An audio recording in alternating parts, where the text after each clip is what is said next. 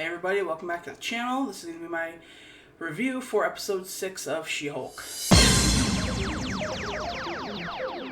So the show has kind of lost its luster for me the last couple episodes. I wasn't super impressed with this episode.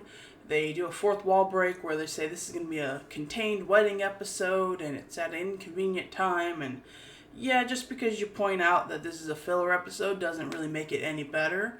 So I don't really like that. I thought last week was a filler episode, this week's a filler episode. I'm not really liking the direction of the show so far because I think it has no direction, and I don't really like that. But the main episode is Jen gets invited to a wedding by an old high school friend. It's clearly like a pity invite because she shows up as She-Hulk and her friend doesn't want her to be She-Hulk. So she's just Jen for most of the episode, which is fine. I don't like that they kind of like treat her like a maid, like they have her do laundry and they have her clean up around the wedding venue and stuff. And she's not getting treated very well. But she does get the attention of a cute guy. Finally, someone recognizes Jen for Jen and how awesome she is. So that's good. I hope he's not a bad guy. I hope he's not like getting close to her just to get her blood or something. So I think this episode kind of confirms that maybe Titania is not the one trying to get Jen's blood, because Titania shows up at the wedding, obviously still upset that she lost the lawsuit from last episode, and she's looking for a fight. And so we don't really get too much. I still don't know why Titania has powers. We don't know why she broke into the courtroom at the end of the first episode. What's her beef with She-Hulk at all? Like, why does she even care? Like, what was she doing at the end of the courtroom before she fought She-Hulk? Was that the only reason she wants to get back at her? Because She-Hulk foiled whatever plan she was going to have? What's the plan? We gotta let the audience in on what the heck Titania is doing. So we sort of continued the Titania storyline, but not really in any kind of satisfying way. So I really didn't like that part of the episode. I do like Jen kind of just being Jen, and she gets to tell the cute guy, I think his name was Josh, how successful she is, what a great life she has, and everything, and how she kind of wanted to be that version of Jen at the wedding, but she can't. And I think she kind of admits that She-Hulk makes her more confident and almost feel more accepted. And I hope that Jen can kind of learn that she doesn't need She-Hulk to be that. She can be that on her own.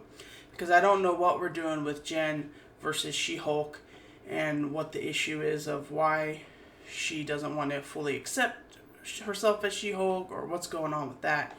So that was kind of another disappointing aspect of the episode. Her cousin's DJing the wedding, cousin Ched. I think he goes by Cheddar Hulk or something. I don't like that character. I didn't like him in this episode, didn't like him in the previous episodes. He's kind of annoying and he's not that funny. So I hope we don't get any more with him.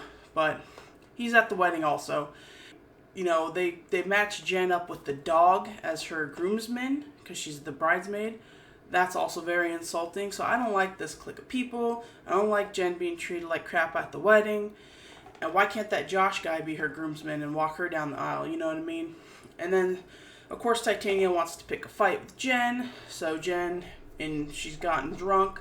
She can't really change into She-Hulk right away. It takes her a couple tries before she can change, and then they fight at the wedding, and she thought she ruined her friend's wedding, but I think her friend was also drunk, and then she was all of a sudden super excited to have She-Hulk at the wedding.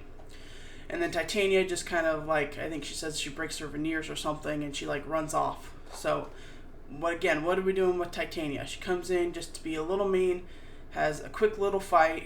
We still don't know how she got her powers, why she has powers, what she wants to do with any of this, and then she leaves. So my prediction is she'll come in either next episode or the episode after and do the exact same thing, because we don't seem to be progressing that storyline anywhere.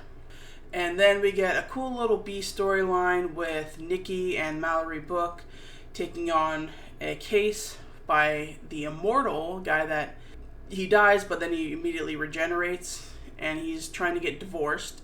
And it's brought up that the way he breaks off his previous marriages is he just fakes his own death. And I love that Nikki and Mallory are like super like grossed out and offended by it. and they almost don't even want to represent him, and he's like, aren't lawyers supposed to be non-judgmental? And then he jumps out the window, lands on a car, but he's okay, just gets up and walks away. The actor's a lot of fun. He was in the Book of Boba Fett as the mayor's assistant. He was fun there. He's fun here. And I like that Nikki kind of steps up and kind of like is the one talking to all these ex-spouses and giving them everything they need from the divorce and stuff and negotiating.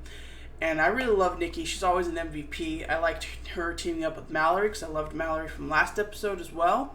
And that's really where the show kind of excels a lot more for me, is when we get the lawyers doing their lawyer stuff. Like, I love Nikki, I love Pug, I love Mallory, I love Jen being a lawyer.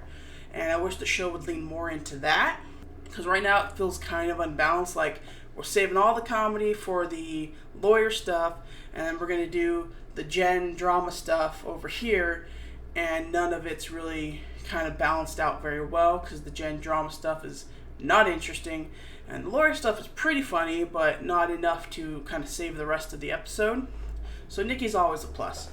So I'm kind of disappointed by this episode. I wish it was a little better. I wish we weren't doing filler episodes when we only have 9 episodes in this season. We have 3 episodes left. We know we're getting Daredevil, so hopefully the show can pick back up, because I really liked the first 3 episodes. And episode 4, what saved it was Wong and Madison, but nothing last episode or this episode, not even Nikki, can really get me super excited. So I really want the show to do a little bit better in terms of either upping the comedy or pushing the narrative forward, and it's not doing both. We get a teaser at the end of this episode of somebody's trying to get Jen's blood, the Hulk King or something, but we already knew that. This is not giving us any new information.